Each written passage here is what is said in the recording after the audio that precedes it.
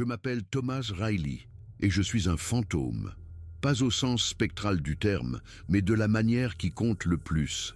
L'événement le plus marquant de ma vie est une histoire que je ne pourrai jamais raconter, une vérité que je dois emporter dans ma tombe. Pendant 15 ans, j'ai piloté des hélicoptères pour le Forest Service au-dessus des vastes étendues sauvages et verdoyantes des Cascade Mountains. J'ai cartographié la santé des forêts, suivi la faune et répertorié les cicatrices laissées par les incendies et les tempêtes. J'ai accumulé plus de 8000 heures de vol, témoin de la beauté brute et indomptée des États de Washington et de l'Oregon. Une vie passée à contempler d'en haut un monde que peu de gens voient. Je pensais connaître ces forêts, leurs secrets, leurs rythmes. Puis, il y a 3 ans, par une aube glaciale du 23 mars, un relevé aérien a anéanti tout ce que je croyais savoir sur ce qui vit au plus profond des bois. La mission était routinière, presque banale. Une équipe de chercheurs de l'Oregon State University, dont les budgets avaient été drastiquement réduits, avait besoin de données thermiques à jour sur la densité des forêts anciennes dans un secteur reculé de la Gifford Pinchot National Forest. La zone n'avait pas été correctement étudiée depuis le milieu des années 90 et un fonds de conservation privé finançait l'opération. J'ai accepté le travail pour la paix généreuse et pour la raison qui me poussait à accepter la plupart de ces missions. Le privilège profond, apaisant pour l'âme, de survoler une nature sauvage où aucune route ne mène, où les seuls sons sont le vent et le battement des pales de mon rotor. J'ai décollé d'une petite piste près de Randall au moment même où les premiers rayons du soleil se brisaient contre la ligne de crête à l'est. Les vallées en contrebas étaient remplies d'un épais brouillard matinal, une mer de lait blanc versée entre les sommets sombres et acérés des montagnes. C'était parfait. Le contraste de température et d'humidité ferait ressortir toute anomalie thermique au sol avec une clarté éclatante sur mon écran. Et l'air calme garantissait des images stables et exploitables. Pour un pilote, c'était un matin de poète. Les 2 premières heures se sont écoulées à un rythme confortable et familier. Je suivais mon plan de vol en quadrillage au-dessus de la zone cible, les caméras ronronnant, mon attention partagée entre les instruments et le paysage à couper le souffle en dessous. La forêt était ancienne, une tapisserie dense de sapins de Douglas et de cèdres rouges de l'Ouest qui n'étaient que de jeunes pousses lorsque les navires européens ont touché ces rivages pour la première fois. C'est le genre de beauté qui vous rend humble, qui vous fait vous sentir petit de la meilleure et de la plus éclairante des manières. Puis, mon monde a basculé. Alors que je passais au-dessus d'un ravin profond et ombragé, mon écran thermique s'est illuminé, affichant quelque chose qui clochait complètement. L'écran, d'habitude une carte bleu-vert froide du sol forestier avec quelques points chauds occasionnels pour la faune, était maintenant maculé d'amas de chaleur intense. Il y avait trop de signatures, elles étaient trop grandes, et plus troublant encore, trop organisées. J'ai survolé d'immenses troupeaux de wapitis en migration dans les hautes terres, des rassemblements d'ours noirs lors des remontées de saumon, des chèvres de montagne, agrippées à des falaises impossibles. Je connais la signature thermique de tous les grands animaux de ces montagnes. Ce n'étaient pas des animaux. Les motifs suggéraient des structures, agencées avec une intentionnalité indéniable, des bâtiments.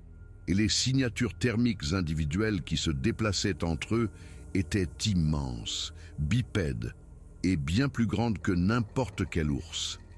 Ma formation, mon expérience, mon sens même de la réalité hurlaient que c'était impossible. Mais les données étaient là, sous mes yeux, rougeoyant sur mon écran. J'ai dévié de ma trajectoire de relevée, le cœur battant la chamade contre mes côtes, et j'ai incliné l'hélicoptère pour descendre et y voir de plus près. Le soleil gagnait en force, dissipant le brouillard en volutes et en plaques, offrant des aperçus fugaces et terrifiants du fond du ravin.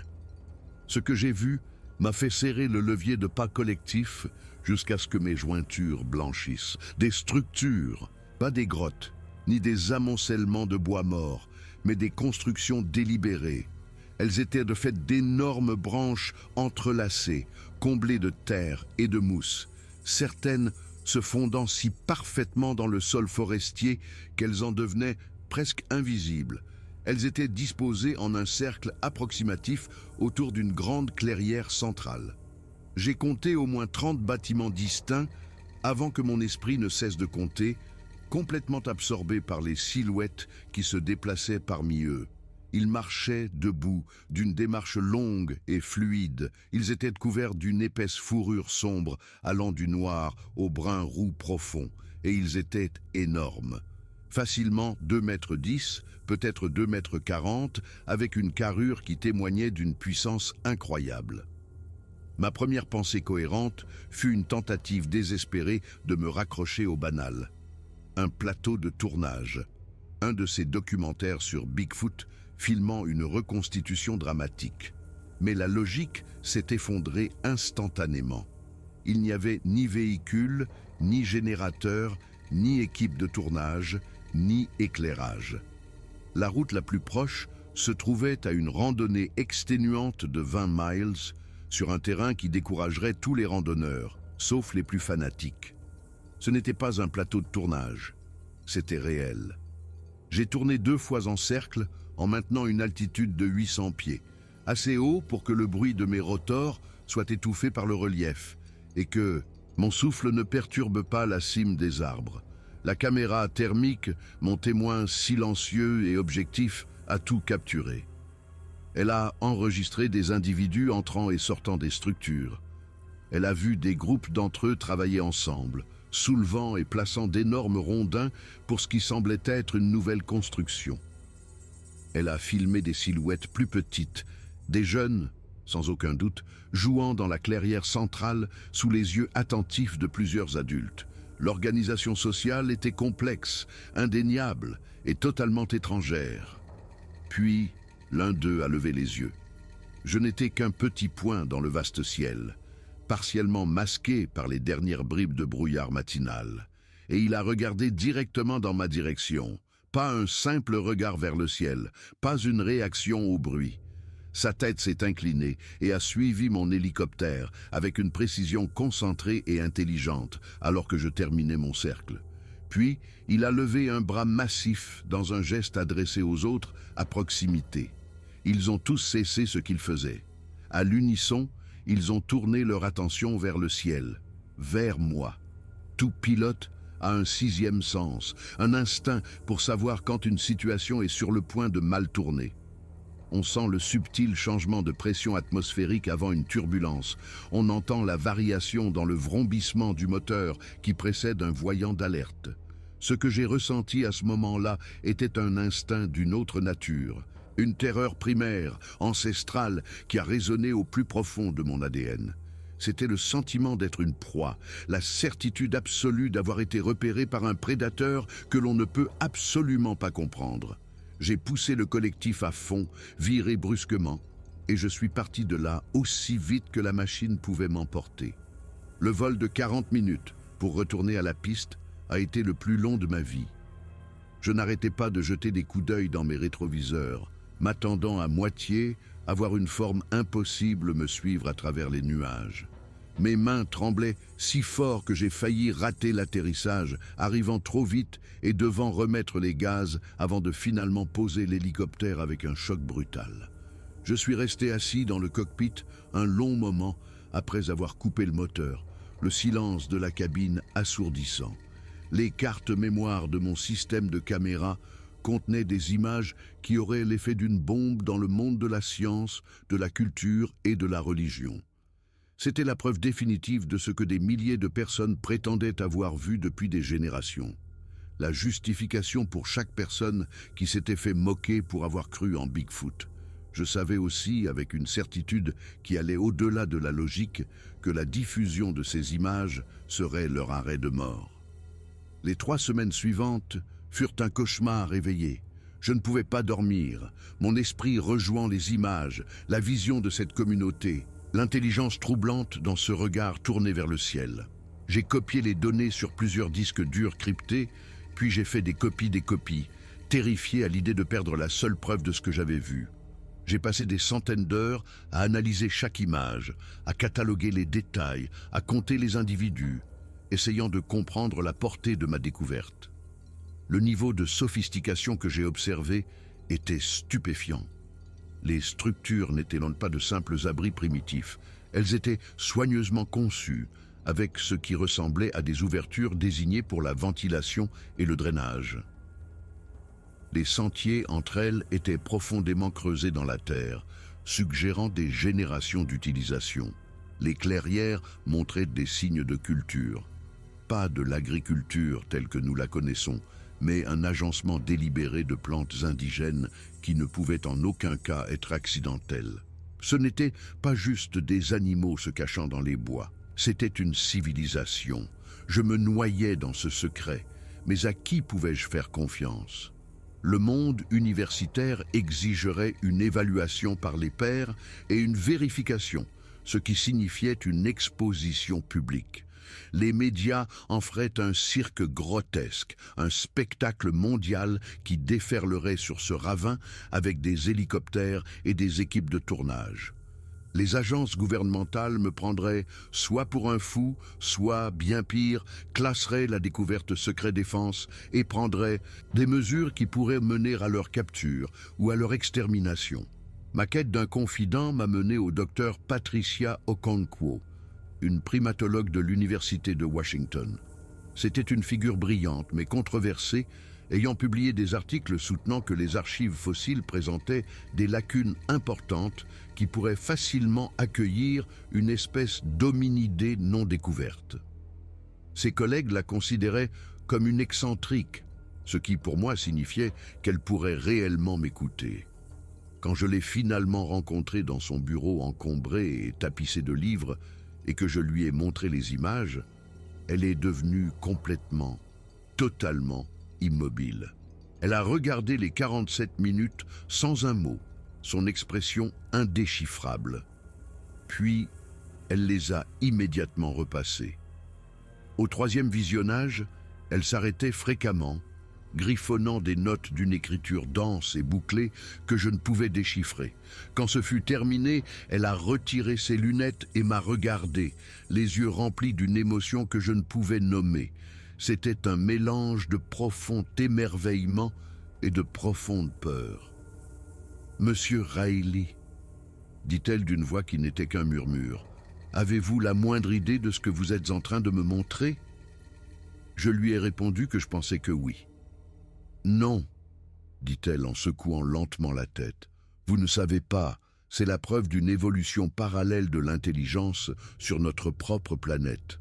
C'est la preuve que la sapience n'est pas un trait uniquement humain. C'est la documentation d'une espèce qui a réussi à se cacher de toute notre civilisation mondiale pendant peut-être des milliers d'années. » Puis son expression s'est durcie. « Et si ces images deviennent un jour publiques, ces êtres auront disparu en une génération. » Son raisonnement était sombre, historique et irréfutable. Chaque fois qu'une société technologiquement avancée est entrée en contact avec une société indigène, le résultat a été un désastre pour cette dernière. Maladie, déplacement, effondrement culturel, assimilation ou anéantissement. Même avec les meilleures intentions, surtout avec les meilleures intentions, la culture dominante consume tout sur son passage. Ces êtres avaient survécu en étant un mythe. La visibilité signifierait l'extinction. Je lui ai demandé ce que nous devions faire. Elle a dit qu'elle avait besoin de réfléchir et a demandé une semaine. Cette semaine s'est transformée en un mois, pendant lequel elle a soigneusement, méticuleusement fait appel à une poignée de collègues de confiance un par un. Le docteur James Whitehorse, un anthropologue spécialisé dans les scénarios de premier contact et les droits des peuples autochtones. Le docteur Elena Vasquez, une biologiste de la faune avec une expérience inégalée du comportement des grands mammifères. Le docteur Raymond Kawamoto, un généticien de la conservation qui comprenait les cadres juridiques labyrinthiques qui pourraient, ou non, offrir une certaine protection. Chacun d'eux a suivi la même trajectoire émotionnelle, incrédulité initiale, suivie d'un émerveillement à couper le souffle, puis d'une horreur lente et grandissante à mesure que les implications de la découverte s'installaient. Notre petit conseil secret s'est stabilisé à 5 membres. Nous avons élaboré ce que nous avons appelé le protocole, un ensemble de règles sacrées pour protéger ce que nous appelions désormais la communauté. La première règle était absolue, personne d'autre ne devait savoir. La deuxième, toute observation future devait être menée à une distance rendant la détection pratiquement impossible. La troisième, la plus importante, nous nous en remettrions à leurs souhaits, si nous trouvions un jour un moyen de comprendre quels étaient ces souhaits. La planification de notre retour a pris des mois. Nous avions besoin de couvertures, d'équipements spécialisés non invasifs et de plans d'urgence pour toutes les catastrophes imaginables. Le docteur Whitehorse était catégorique. Nous les sous-estimions. Une espèce qui avait survécu si longtemps sans être détectée, soutenait-il, était presque certainement consciente de notre technologie de surveillance et avait développé des contre-mesures. S'approcher d'eux à nouveau serait plus dangereux que nous ne pouvions l'anticiper. Nous sommes revenus à la fin de l'été, en approchant le site d'une direction complètement différente pour éviter d'établir un schéma prévisible. La forêt était luxuriante et verte, mais la colonie était inchangée, voire légèrement plus grande. Nous avons établi un poste d'observation sur une crête à 3 miles de là, une randonnée éreintante depuis n'importe quel point d'accès. Nous avons utilisé des téléobjectifs extrêmement puissants et des microphones directionnels, recueillant des données sans jamais nous approcher assez pour laisser une odeur dans le vent. Ce que nous avons documenté au cours de la semaine suivante fut une révélation. Leur structure sociale était complexe et, d'après ce que nous pouvions voir, égalitaire et pacifique. Nous avons observé une nette division du travail, mais elle semblait basée sur l'aptitude individuelle plutôt que sur une hiérarchie détectable. Les adultes s'adonnaient à diverses tâches, cueillir de la nourriture, entretenir les structures et surtout enseigner aux jeunes. Nous avons vu des individus plus âgés montrer des techniques pour tresser des branches ou identifier des plantes comestibles à de plus petits groupes de jeunes.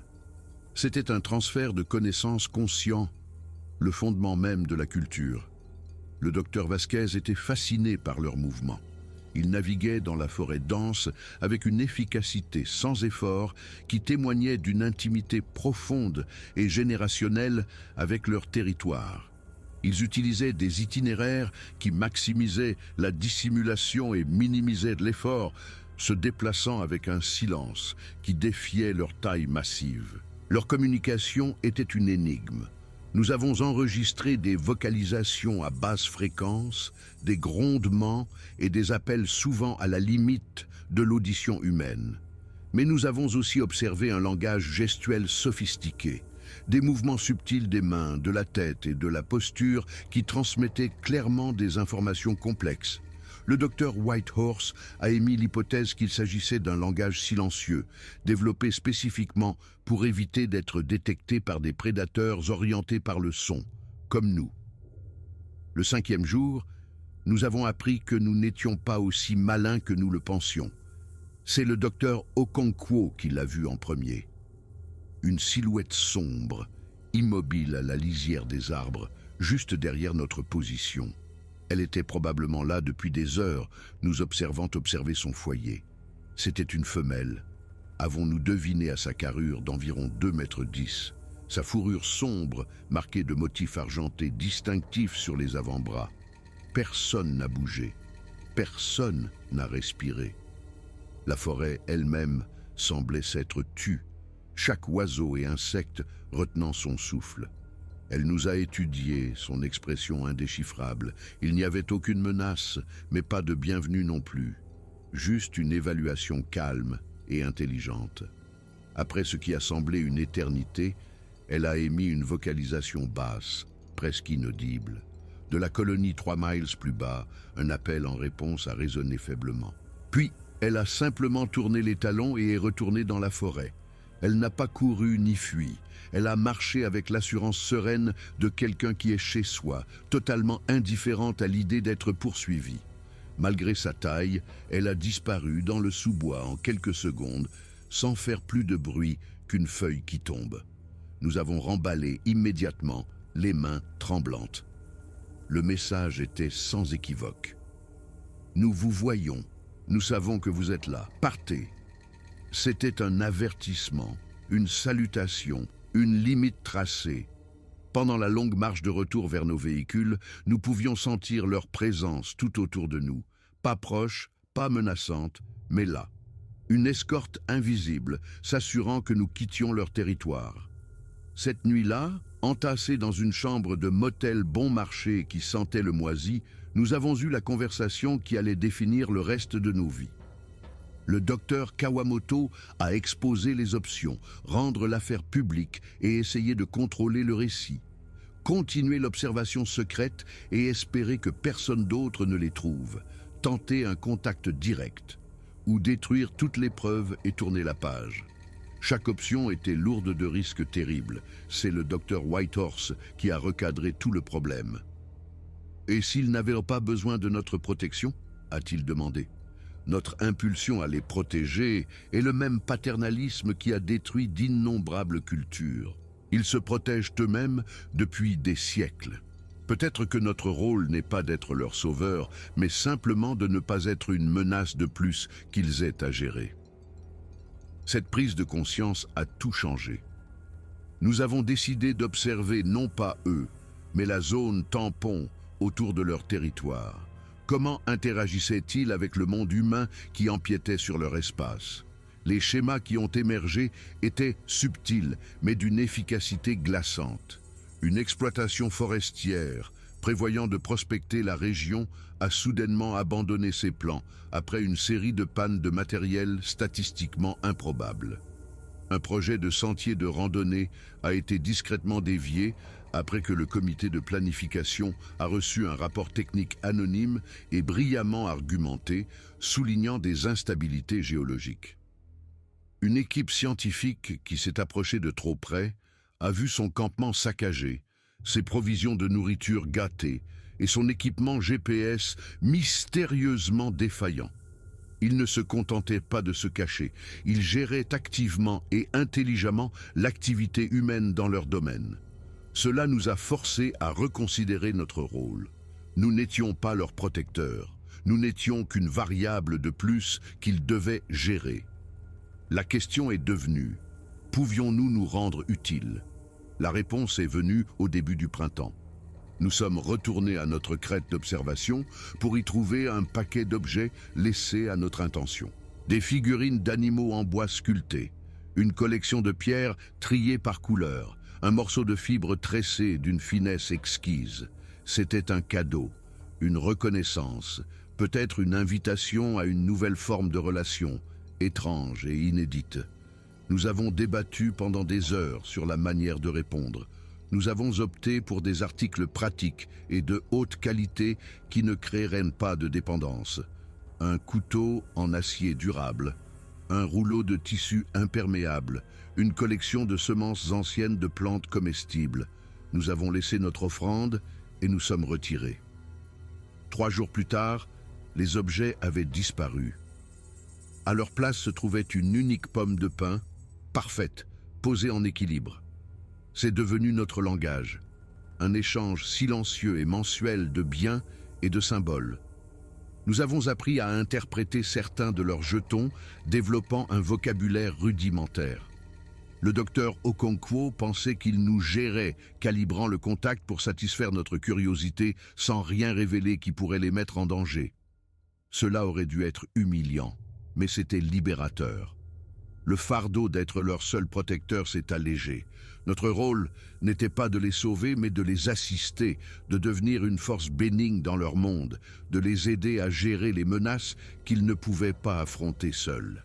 Puis l'entreprise de bois est revenue, soutenue par des influences politiques et déterminée à exploiter une parcelle de forêt qui servait de corridor vital pour la communauté.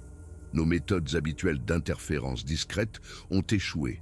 Nous étions face au scénario cauchemardesque, révéler le secret pour arrêter l'abattage ou garder le silence et regarder leur monde être détruit.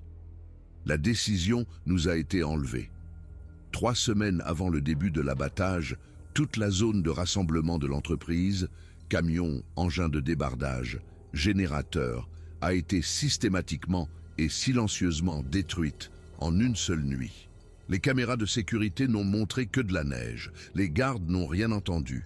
Les dégâts étaient précis, neutralisant les systèmes moteurs complexes et l'hydraulique d'une manière qui suggérait une connaissance intime de la mécanique. L'entreprise a fait venir de nouveaux équipements. Ils ont subi le même sort en 48 heures. Après la 3e vague de destruction, l'entreprise s'est retirée, invoquant des complications imprévues. La fois suivante, où nous avons visité le site d'échange, nous avons trouvé un jeton qui nous attendait. Une petite sculpture en bois d'un engin forestier, brisée en morceaux.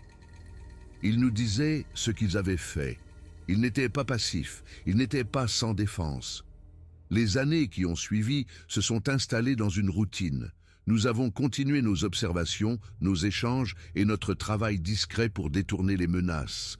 Pendant tout ce temps, le secret a tenu. Le docteur Whitehurst en est venu à croire qu'ils avaient passé des générations à maîtriser l'art d'être incroyable.